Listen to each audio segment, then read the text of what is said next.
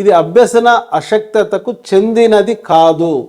ఇక్కడ 2 అంశాలు గుర్తుంచుకోవాలి, చెందినది కాదు.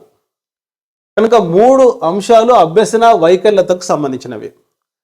మరి అభ్యసన వైకల్యత అంటే ఏమిటి? దాన్ని ఇంగ్లీష్లో లెర్నింగ్ డిజబిలిటీ అంటారు.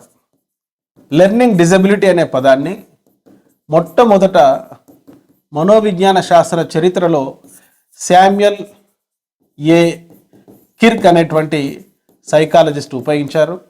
ఆయన రాసినటువంటి గ్రంథం పేరు ఎడ్యుకేటింగ్ ద ఎక్సెప్షనల్ చిల్డ్రన్.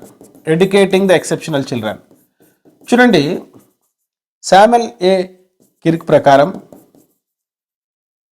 కనిష్ట మస్తిష్క దుష్కరణం, మినిమల్ బ్రెయిన్ డిస్ఫంక్షన్ వల్ల ఎవరైతే చదవడంలో, రాయడంలో, మాట్లాడడంలో, స్పెల్లింగ్లో, అంకగణితంలో అశక్తత కలిగి ఉంటారో వారే అభ్యసన వైకల్యత కలిగిన శిశువులు.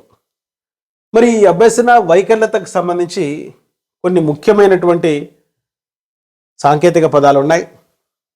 Dysphasia, aphasia.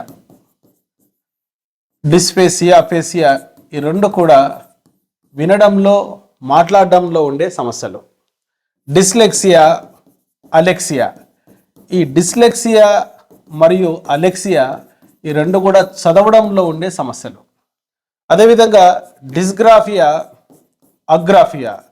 డిస్గ్రాఫియా మరియు అగ్రాఫియా రాయడానికి సంబంధించిన అశక్తతలు.